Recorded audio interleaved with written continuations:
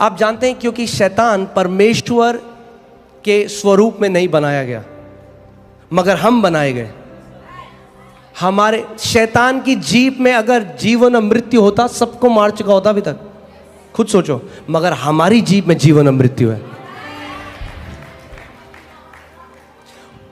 वो हमसे इतनी नफरत करता है कि अगर उसको परमेश्वर ने उसकी जुबान में मृत्यु की ताकत दे दी होती, हर एक विश्वासी अभी मर चुका होता। उसके पास कोई ताकत नहीं है। परमेश्वर का वचन कहता है यीशु मसीह ने क्रूस में उसका खुल्ला मजाक बनाया और उसको उसकी सारी सामर्थ उधेड़ दी। जैसे आपने देखा कभी, आप गए, मैं माफी चाहता हूं अगर कोई वीगन है यहां पे, क्योंकि ये उदाहरण बड़ा नॉन वेजिटेरियन होने वाला है। आप अगर आप किसी बुचर के पास जाते हैं, या कसाई के पास जाते हैं, अगर आप गए हैं कभी, अब तो घर पे आता है, जब पहले जाते थे तो वो मुर्गा लेता रहा, मुर्गा फड़वा और उसके बाद वो सारे पंख उधाड़ देता है। प्रभु यीशु मसीह ने शैतान के साथ यही किया। क्रूस के ऊपर उसकी सारी सामर्थ, उसका सारा अधिकार, जैसे मुर्गे से कसाई उधारता है, यीशु मसीह ने उससे उधार दिया।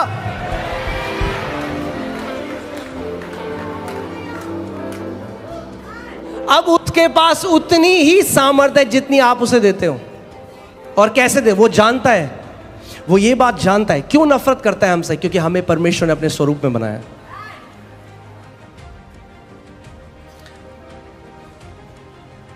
पहला पतरस 5:8 लगाइए। बाइबल कहती है कि हमारा जो विरोधी, हमारा एडवर्सरी, जो इंग्लिश वाले में लिखा है, वो गरजने वाले शेर की तरह, गरजने वाला शेर नहीं है, गरजने वाले शेर की तरह। अगर आप कोई इंसान के लिए कोई बोलेगा ये व्यक्ति इंसान की तरह, हम बोलते हैं ये कुत्ता इंसान की तरह चल रहा है, क्योंकि वो कुत्ता इंसान नहीं है। इसीलिए बाइबल उसको कहती है वो गरजने वाले शेर की तरह, क्योंकि गरजने वाला शेर नहीं है, वो चूहा है।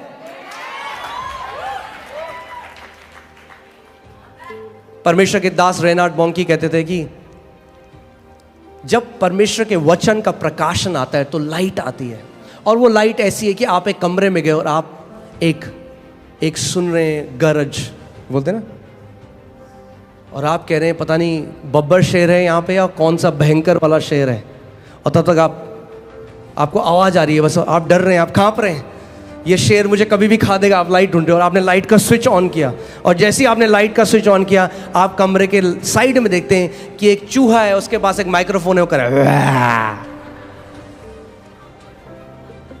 ऐसी शैतान भी है।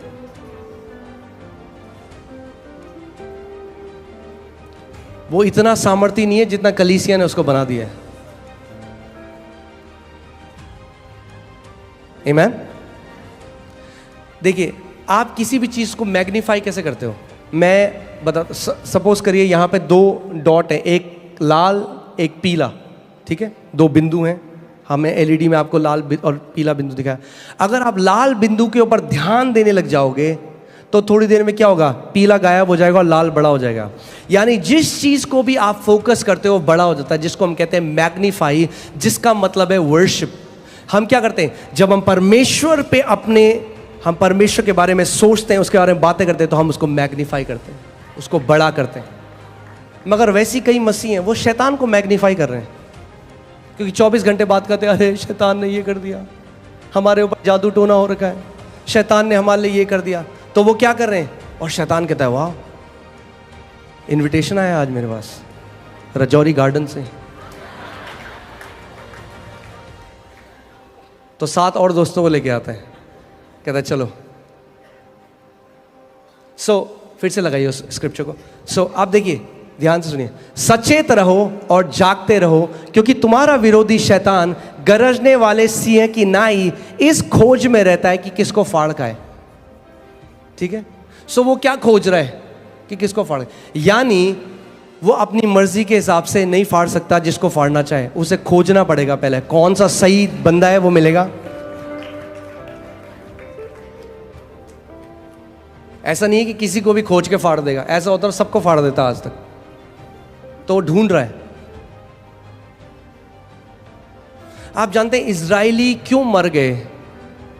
उस रेगिस्तान में। आप जानते हैं क्यों? क्योंकि वो कुड़कुड़ाने और बुड़बुड़ाने लगे। जैसे जब हम प्रेज करते हैं, परमेश्वर की आराधना करते हैं और हम परमेश्वर के नाम को मैग्नीफाई करते हैं और बाइबल बताती है स्वर्गदूत एक्टिवेट हो जाते हैं, वैसे ही जब कोई व्यक्ति कुड़कुड़ाता और बुड़बुड़ाता है तो वो डिस्ट्रॉयर को रिलीज कर देता है अपने जीवन में, नाश करने वाले को रिलीज कर देता है।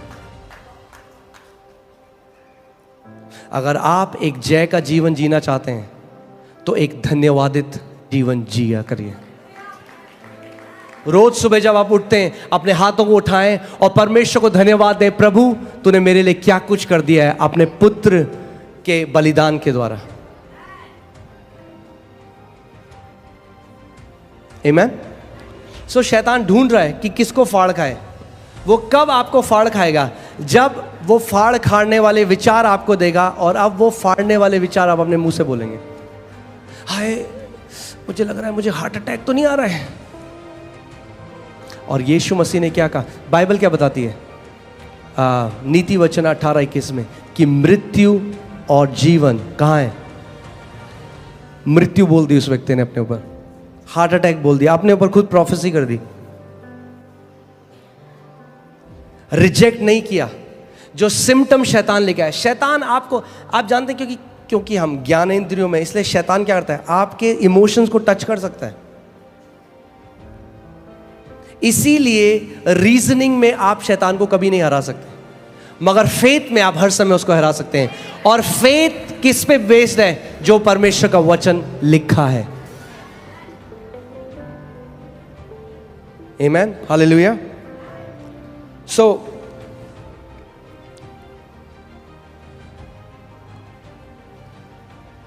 अगर आप आज चुप रहेंगे तो मैं सो जाऊंगा। मैं सुबह 4 बजे आया हूं कोलकाता से, तो मैं उठने की कोशिश कर रहा हूं अभी। आमीन।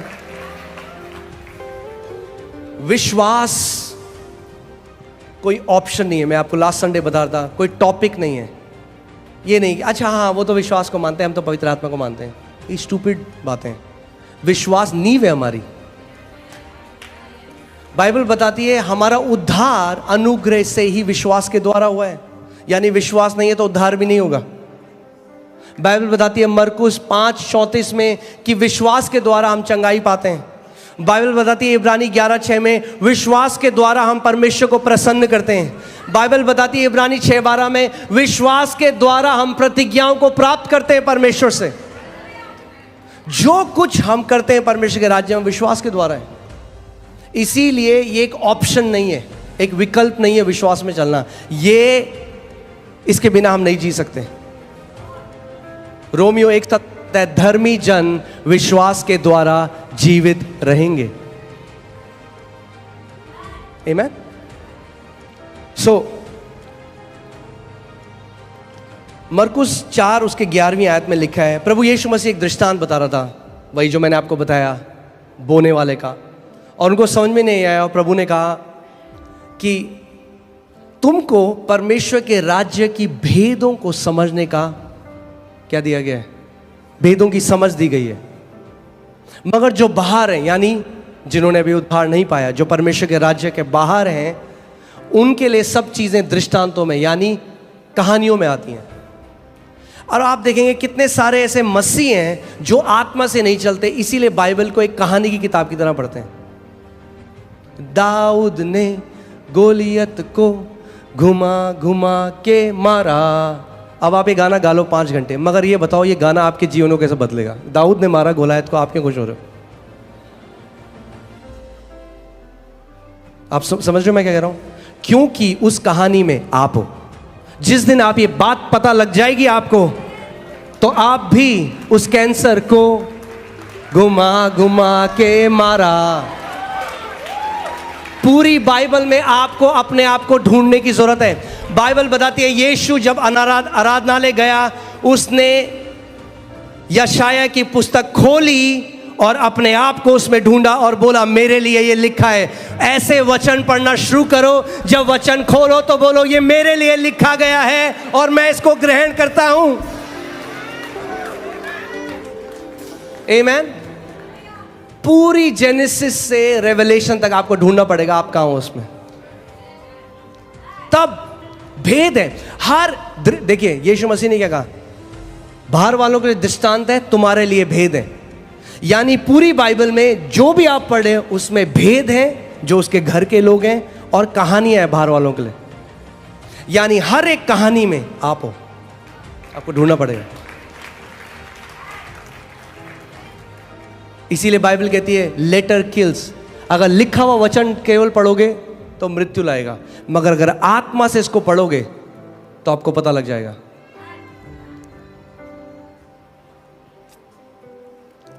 आमेन। सो यीशु मसीह ने कहा कि तुम लोगों को, जो मेरे लोग हो, जो आत्मा से जन्मे हो, तुम्हें परमेश्वर के राज्य के भेदों को समझने की समझ दी गई है। और पहला तिमुथियुस 3:9 उसमें लिखा है कि विश्वास क्या है, एक भेद है। यानी अगर विश्वास भेद है तो जब तक पवित्र आत्मा उसको प्रकट ना करे कभी समझ नहीं सकता विश्वास क्या है। वह आत्मा के द्वारा रिवील हो सकता है, आत्मा के द्वारा प्रकट हो सकता है, वरना हम बोलेंगे हाँ जी हमारे पास फेथ है, और वो मेंटल फेथ है।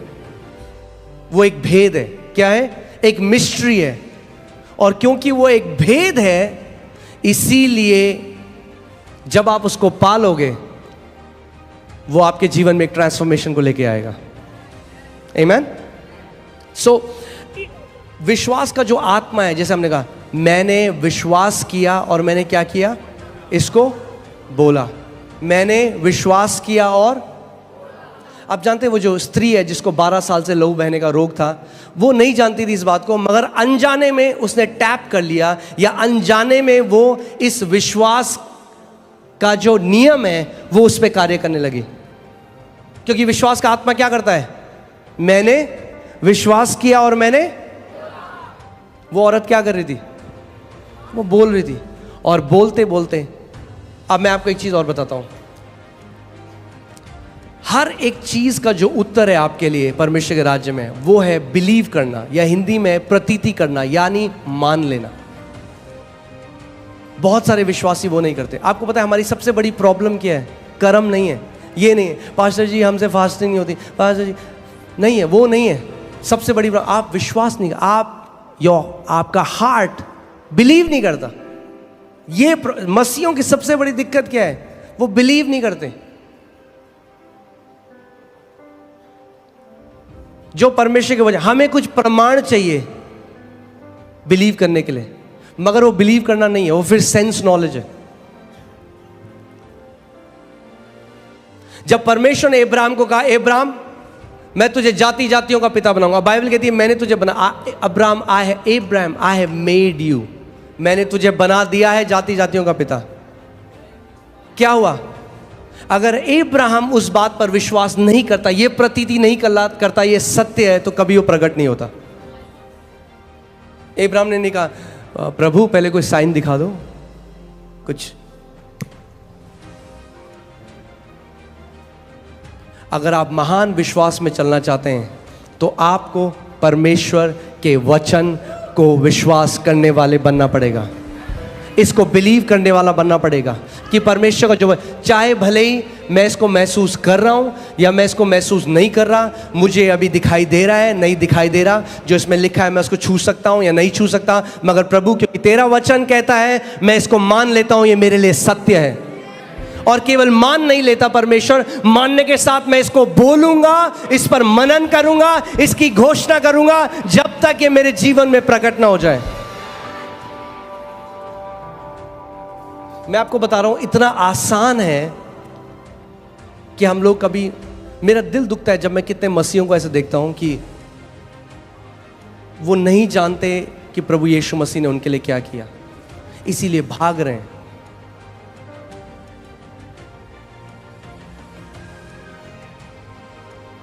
अगर जय में जीना है तो वचन से चलने वाला बनना पड़ेगा। एक ले हैंड से आपकी लाइफ बढ़िया नहीं होगी।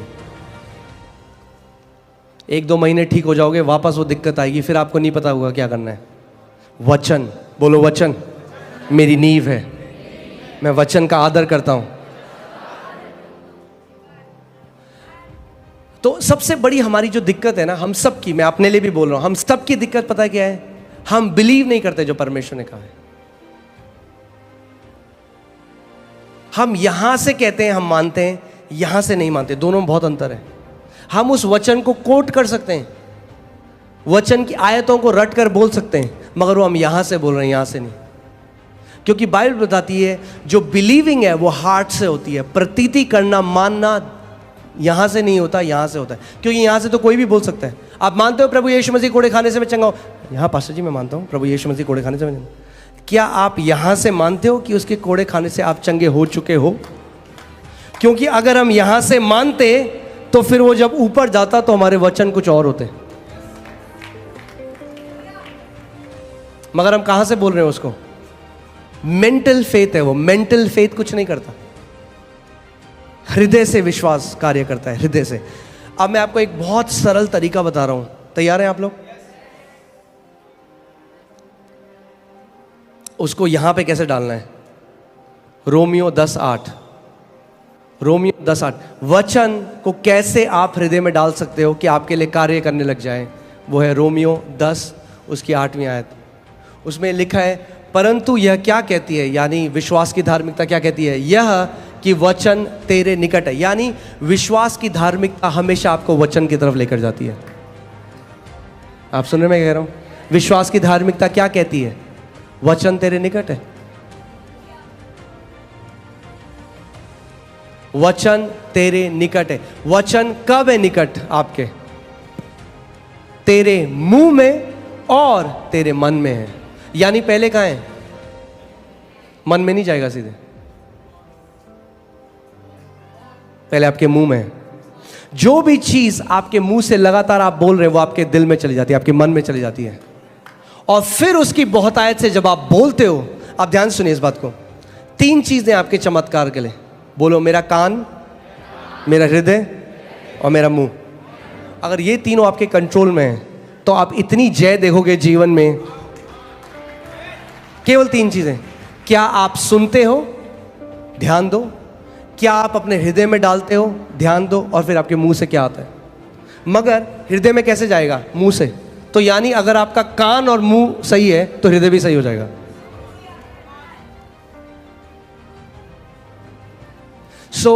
विश्वास कैसे आता है? सुनने से। ठीक है, विश्वास सुनने से आता है, मगर सुनना कैसे होता है? बोलने से। कोई बोलेगा तभी तो सुनोगे। तो सबसे पहले क्या करना है? बोलना सीखना है।